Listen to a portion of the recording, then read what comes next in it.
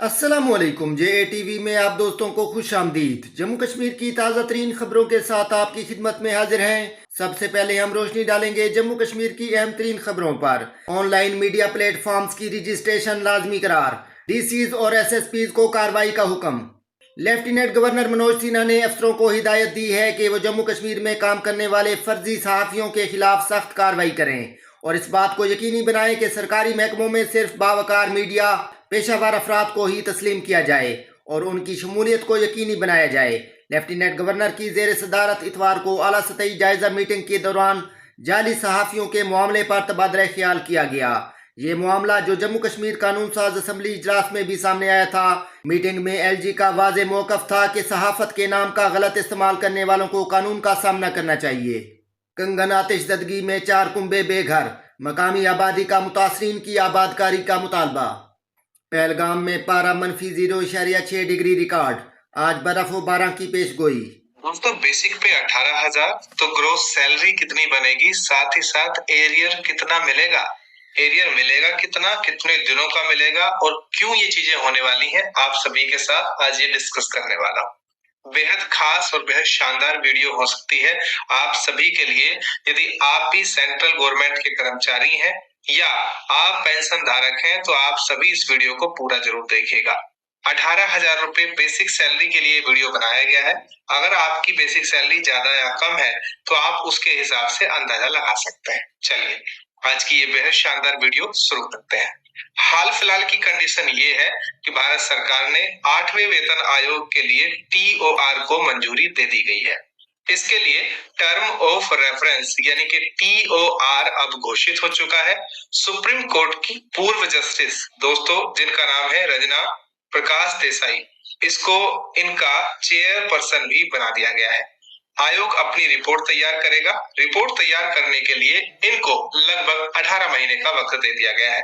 यानी कि अगर आपको एरियर मिलता है तो 18 महीने का एरियर तो पूरा सरकार को देना होगा। इसके बाद कैबिनेट उसे मंजूरी देगी। कैबिनेट को पिछले कुछ तजुर्बों के अनुसार कैबिनेट भी इस मंजूरी देने में लगभग 6 महीने का वक्त लगाती है। यानी कि कैबिनेट लगाएगी 6 मंथ का टाइम प्लस 18 महीने का टाइम दिया गया है टीओआर टर्म ऑफ रेफरेंस की जो आयोग बना है उसके लिए। यानी कि दो चीजें हो सकती हैं।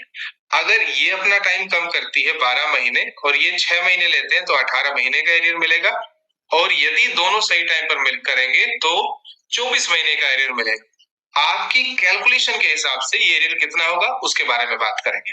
लेकिन एरियर की बात तो होगी, लेकिन उससे पहले फिटमेंट फैक्टर जो कि एक बहुत डिसाइडेबल फैक्टर है इस पे कमीशन के अंदर, ये वो फिटमेंट फैक्टर है जो कि आप सभी की पे को डिसाइड करेगा। यानी कि आपकी बेसिक पे का मल्टीप्लायर इसको बोल सकते हैं। पिछले पे कमीशन में ये फिटमेंट फैक्टर 2.57 था। इसका मतलब जिसकी बेसिक सैलरी 7,000 रुपए थी बढ़कर 18,000 रुपए तय की गई थी इसमें। लेकिन अभी जो हाल फिलहाल का फिटमेंट फैक्टर है उसके लिए उम्मीद लगाई जा रही है 2.86 हो सकता है। अगर ये फिटमेंट फैक्टर चेंज होता है तो जो सारी कैलकुलेशन है ये भी आप सभी को चेंज होती हुई नजर आएगी। उसी हिसाब से आप सभी देखिएगा। आज की जो गणना है उसका बेस है ये फिटमेंट फैक्टर 2.86। चलिए गणना शुरू करते हैं। सबसे पहले मैं उन व्यक्तियों के लिए बात कर रहा हूं जिनकी बेसिक सैलरी 18,000 रुपए। कोई व्यक्ति जो 18,000 रुपए बेसिक सैलरी पाता है, फिटमेंट फैक्टर 2.86 रहता है तो, और क्योंकि डीए हर बार जब भी पे कमीशन आता है डीए मर्ज हो जाता है दोस्तों आपकी बेसिक पे के साथ, तो नई बेसिक पे क्या होगी। मान लो फिटमेंट फैक्टर 2.86 है, 18,000 रुपए आपकी बेसिक सैलरी है, तो नई बेसिक सैलरी आप सभी की 51,480 रुपए होगी इस फिटमेंट फैक्टर के अनुसार। अलाउंसेज मिलाकर निकालेंगे ग्रोस सैलरी कितनी होगी, दोनों पे कमीशन के बीच अंतर कितना होगा और एरियर कितना मिलेगा। चलिए उस गणना को भी शुरू करते हैं। लेकिन दोस्तों अलाउंसेस अभी हाल फिलहाल में हमने उस हिसाब से लिए हैं जो कि केवल कैलकुलेशन करने में मदद कर सके। ये भी कम ज्यादा आप सभी के लिए हो सकते हैं।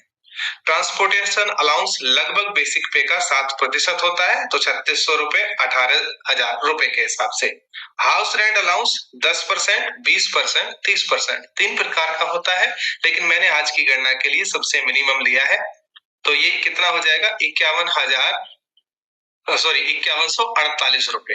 वहीं पर रिस्क अलाउंस 12,000 रुपए लिया है, कई जगहों पर ज्यादा कई जगहों पर कम, दो प्रकार से होता है ये।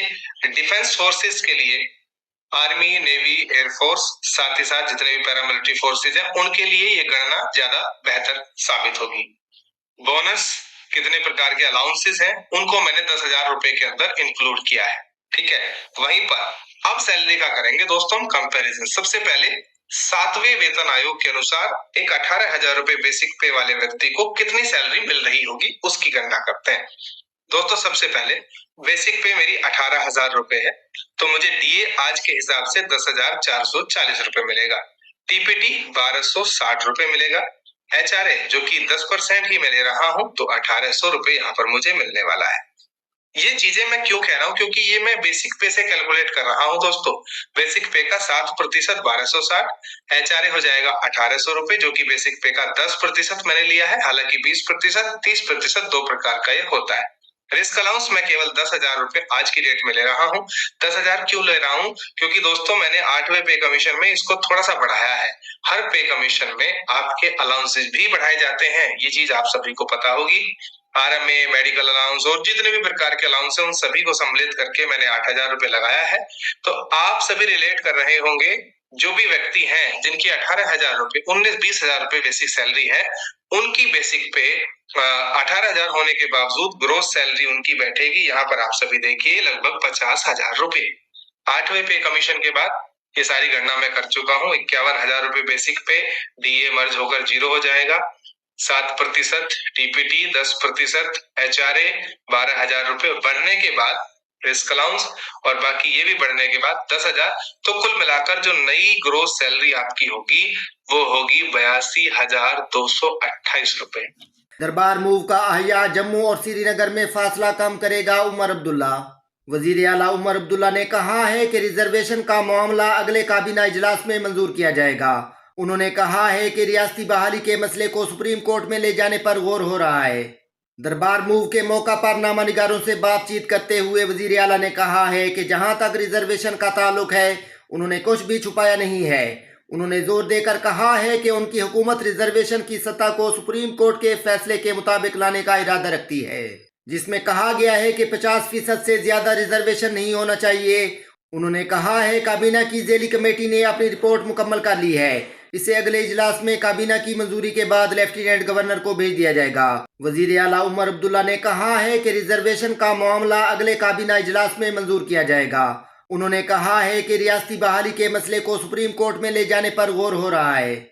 दरबार मूव के मौका पर नामानिगारों से बातचीत करते हुए वजीर आला ने कहा है कि जहां तक रिजर्वेशन का ताल्लुक है उन्होंने कुछ भी छुपाया नहीं है। उन्होंने जोर देकर कहा है कि उनकी हुकूमत रिजर्वेशन की सतह को सुप्रीम कोर्ट के फैसले के मुताबिक लाने का इरादा रखती है, जिसमें कहा गया है कि 50% से ज्यादा रिजर्वेशन नहीं होना चाहिए। उन्होंने कहा है काबीना की झेली कमेटी ने अपनी रिपोर्ट मुकम्मल कर ली है, इसे अगले इजलास में काबीना की मंजूरी के बाद लेफ्टिनेंट गवर्नर को भेज दिया जाएगा। जम्मू कश्मीर में रिजर्वेशन एक बड़ा मसला बन गया है। वजारती कौंसल और इंतजामी सेक्रेटरीज के साथ इजलास, फैसलों को ठोस नताइज में तब्दील करने का वक्त आ गया है। वजीर आला दरबार मूव मुंतकली के मौका पर रस्मी इस्तकबाल के बाद उमर अब्दुल्ला ने सिविल सेक्रेटेरिएट में वज़रा की कौंसल और इंतजामी सेक्रेटरियों के साथ एक आला सतही मीटिंग की सदारत की।